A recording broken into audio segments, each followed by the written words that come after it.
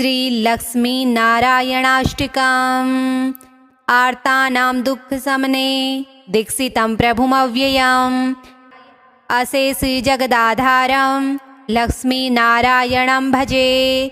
अपारे करुणाबोधिम् आपदानिधौमच्युतम्। अशेषदुःखशान्त्यर्थं लक्ष्मीनारायणं भजे। भक्तानां वत्सलं भक्तिगम्यं सर्वगुणाकरम्। अशेषदुःखशान्त्यर्थं लक्ष्मीनारायणं भजे। सुहृदं सर्वभूतानां सर्वलक्षणसंयुतम्। अशेषदुःखशान्त्यर्थं लक्ष्मीनारायणं भजे। चिदचित्स सर्वजन्तूनाम् आधारं वरदं परम्। अशेषदुःखशान्त्यर्थं लक्ष्मीनारायणं भजे। शङ्खचक्रधरं देवं लोकनाथं दयानिधिम्। अशेषदुःखशान्त्यर्थं लक्ष्मीनारायणं भजे। पीताम्बरधरं विष्णु विलसत्सूत्रशोभितम्। अशेषदुःखशान्त्यर्थं लक्ष्मीनारायणं भजे। हस्तेन दक्षिणेनाजम् अभयप्रदमक्षरम्। अशेषदुःखशान्त्यर्थं लक्ष्मीनारायणं भजे। यः पठेत् प्रातरुत्थाय लक्ष्मीनारायणाष्टकम् विमुक्तः सर्वपापेभ्यः विष्णुलोकं स गच्छति। आर्तानां दुःखशमने दीक्षितं प्रभुमव्ययम्। अशेषजगदाधारं लक्ष्मीनारायणं भजे। अपारे करुणाबोधिम् आपदानिधौमच्युतम्। अशेषदुःखशान्त्यर्थं लक्ष्मीनारायणं भजे। भक्तानां वत्सलं भक्तिगम्यं सर्वगुणाकरम्। अशेषदुःखशान्त्यर्थं लक्ष्मीनारायणं भजे। सुहृदं सर्वभूतानां सर्वलक्षणसंयुतम्। अशेषदुःखशान्त्यर्थं लक्ष्मीनारायणं भजे।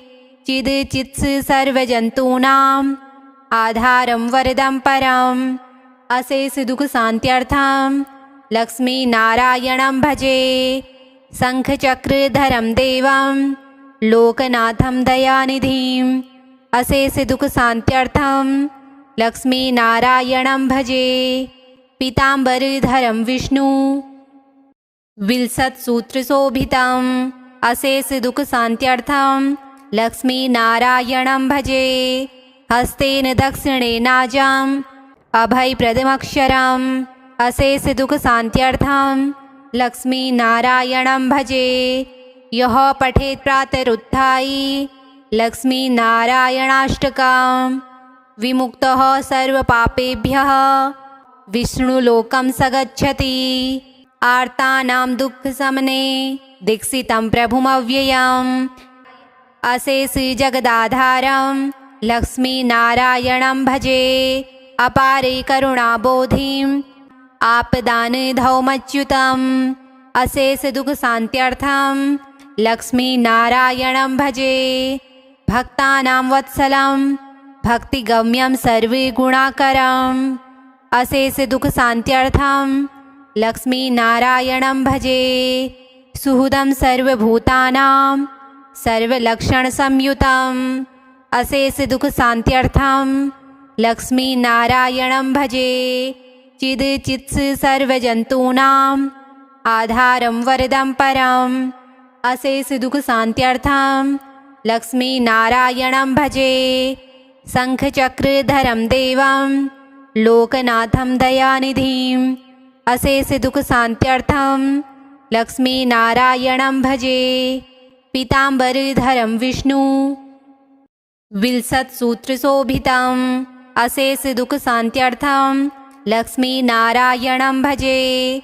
हस्तेन दक्षिणेनाजम् अभयप्रदमक्षरम्। अशेषदुःखशान्त्यर्थं लक्ष्मीनारायणं भजे। यः पठेत् प्रातरुत्थाय लक्ष्मीनारायणाष्टकम् विमुक्तः सर्वपापेभ्यः विष्णुलोकं स गच्छति। आर्तानां दुःखशमने दीक्षितं प्रभुमव्ययम्। अशेषजगदाधारं लक्ष्मीनारायणं भजे अपारे करुणाबोधिम् आपदानधौमच्युतम् अशेषदुःखशान्त्यर्थं लक्ष्मीनारायणं भजे भक्तानां वत्सलं भक्तिगम्यं सर्वगुणाकरम् अशेषदुःखशान्त्यर्थं लक्ष्मीनारायणं भजे सुहृदं सर्वभूतानां सर्वलक्षणसंयुतम् अशेषदुःखशान्त्यर्थं लक्ष्मीनारायणं भजे चिदचित्स सर्वजन्तूनाम् आधारं वरदं परम् अशेषदुःखशान्त्यर्थं लक्ष्मीनारायणं भजे शङ्खचक्रधरं देवं लोकनाथं दयानिधिम् अशेषदुःखशान्त्यर्थं लक्ष्मीनारायणं भजे पीताम्बरधरं विष्णु विलसत्सूत्रशोभितम् अशेषदुःखशान्त्यर्थं लक्ष्मीनारायणं भजे हस्तेन दक्षिणेनाजम् अभयप्रदमक्षरम् अशेषदुःखशान्त्यर्थं लक्ष्मीनारायणं भजे यः पठेत् प्रातरुत्थाय लक्ष्मीनारायणाष्टकं विमुक्तः सर्वपापेभ्यः विष्णुलोकं स गच्छति आर्तानां दुःखशमने दीक्षितं प्रभुमव्ययम् अशेषजगदाधारं लक्ष्मीनारायणं भजे अपारे करुणाबोधिम् आपदानधौमच्युतम् अशेषदुःखशान्त्यर्थं लक्ष्मीनारायणं भजे भक्तानां वत्सलं भक्तिगम्यं सर्वगुणाकरम् अशेषदुःखशान्त्यर्थं लक्ष्मीनारायणं भजे सुहृदं सर्वभूतानां सर्वलक्षणसंयुतम् अशेषदुःखशान्त्यर्थं लक्ष्मीनारायणं भजे चिदचित्स सर्वजन्तूनाम् आधारं वरदं परम् अशेषदुःखशान्त्यर्थं लक्ष्मीनारायणं भजे शङ्खचक्रधरं देवं लोकनाथं दयानिधिम् अशेषदुःखशान्त्यर्थं लक्ष्मीनारायणं भजे पीताम्बरधरं विष्णु विलसत्सूत्रशोभितम् अशेषदुःखशान्त्यर्थं लक्ष्मीनारायणं भजे हस्तेन दक्षिणेनाजम् अभयप्रदमक्षरम् अशेषदुःखशान्त्यर्थं लक्ष्मीनारायणं भजे यः पठेत् प्रातरुत्थाय लक्ष्मीनारायणाष्टकं विमुक्तः सर्वपापेभ्यः विष्णुलोकं स गच्छति आर्तानां दुःखशमने दीक्षितं प्रभुमव्ययम् अशेषजगदाधारं लक्ष्मीनारायणं भजे अपारे करुणाबोधिम् आपदानधौमच्युतम् अशेषदुःखशान्त्यर्थं लक्ष्मीनारायणं भजे भक्तानां वत्सलं भक्तिगम्यं सर्वगुणाकरम् अशेषदुःखशान्त्यर्थं लक्ष्मीनारायणं भजे सुहृदं सर्वभूतानां सर्वलक्षणसंयुतम् अशेषदुःखशान्त्यर्थं लक्ष्मीनारायणं भजे चिदचित्स सर्वजन्तूनाम् आधारं वरदं परम् अशेषदुःखशान्त्यर्थं लक्ष्मीनारायणं भजे शङ्खचक्रधरं देवं लोकनाथं दयानिधिम् अशेषदुःखशान्त्यर्थं लक्ष्मीनारायणं भजे पीताम्बरधरं विष्णु विलसत्सूत्रशोभितम् अशेषदुःखशान्त्यर्थं लक्ष्मीनारायणं भजे हस्तेन दक्षिणेनाजम् अभयप्रदमक्षरम् अशेषदुःखशान्त्यर्थं लक्ष्मीनारायणं भजे यः पठेत् प्रातरुत्थाय लक्ष्मीनारायणाष्टकं विमुक्तः सर्वपापेभ्यः विष्णुलोकं स गच्छति आर्तानां दुःखशमने दीक्षितं प्रभुमव्ययम् अशेषजगदाधारं लक्ष्मीनारायणं भजे अपारे करुणाबोधिम् आपदानधौमच्युतम् अशेषदुःखशान्त्यर्थं लक्ष्मीनारायणं भजे। भक्तानां वत्सलं भक्तिगम्यं सर्वगुणाकरम् अशेषदुःखशान्त्यर्थं लक्ष्मीनारायणं भजे। सुहृदं सर्वभूतानां सर्वलक्षणसंयुतम् अशेषदुःखशान्त्यर्थं लक्ष्मीनारायणं भजे। चिदचित्स सर्वजन्तूनाम् आधारं वरदं परम् अशेषदुःखशान्त्यर्थं लक्ष्मीनारायणं भजे। शङ्खचक्रधरं देवं लोकनाथं दयानिधिम् अशेषदुःखशान्त्यर्थं लक्ष्मीनारायणं भजे। पीताम्बरधरं विष्णु विलसत्सूत्रशोभितम् अशेषदुःखशान्त्यर्थं लक्ष्मीनारायणं भजे।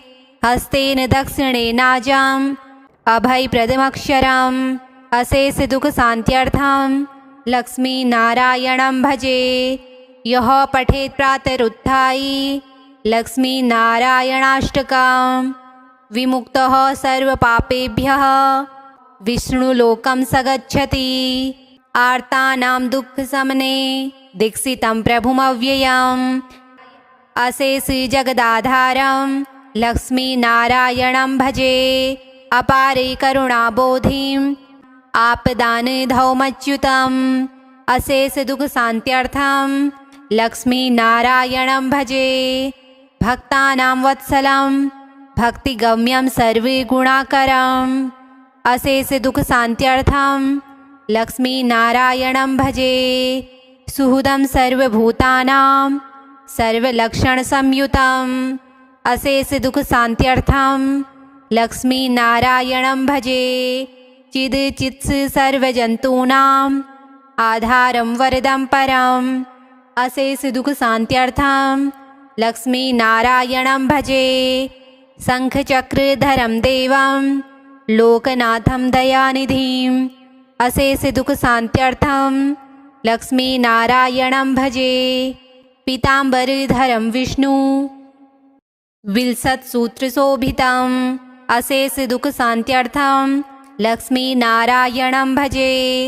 हस्तेन दक्षिणेनाजम् अभयप्रदमक्षरम् अशेषदुःखशान्त्यर्थं लक्ष्मीनारायणं भजे।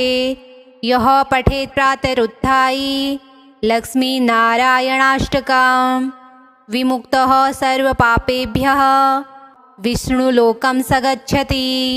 आर्तानां दुःखशमने दीक्षितं प्रभुमव्ययम् अशेषजगदाधारं लक्ष्मीनारायणं भजे।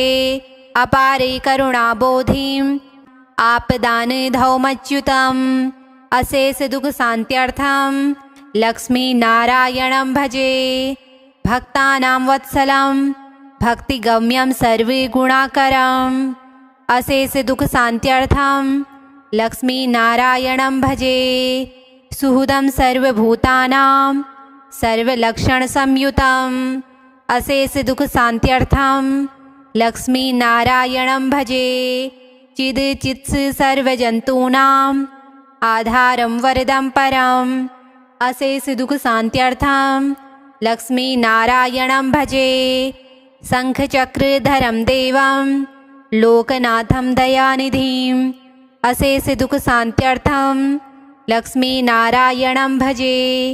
पीताम्बरधरं विष्णु विलसत्सूत्रशोभितम् अशेषदुःखशान्त्यर्थं लक्ष्मीनारायणं भजे।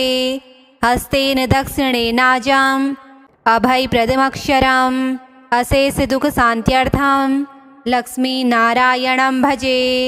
यः पठेत् प्रातरुत्थाय लक्ष्मीनारायणाष्टकं विमुक्तः सर्वपापेभ्यः विष्णुलोकं स गच्छति। आर्तानां दुःखशमने दीक्षितं प्रभुमव्ययम् अशेषजगदाधारं लक्ष्मीनारायणं भजे।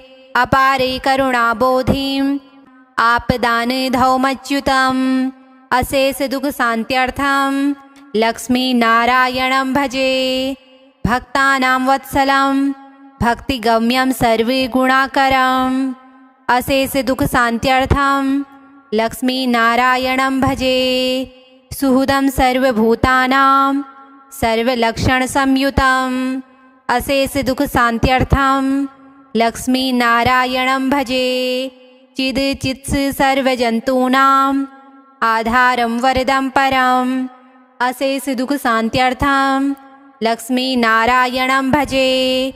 शङ्खचक्रधरं देवं लोकनाथं दयानिधिम् अशेषदुःखशान्त्यर्थं लक्ष्मीनारायणं भजे। पीताम्बरधरं विष्णु विलसत्सूत्रशोभितम् अशेषदुःखशान्त्यर्थं लक्ष्मीनारायणं भजे। हस्तेन दक्षिणेनाजम् अभयप्रदमक्षरम् अशेषदुःखशान्त्यर्थं लक्ष्मीनारायणं भजे। यः पठेत् प्रातरुत्थाय लक्ष्मीनारायणाष्टकं विमुक्तः सर्वपापेभ्यः विष्णुलोकं स गच्छति। श्रीलक्ष्मीनारायणाष्टकं सम्पूर्णम्।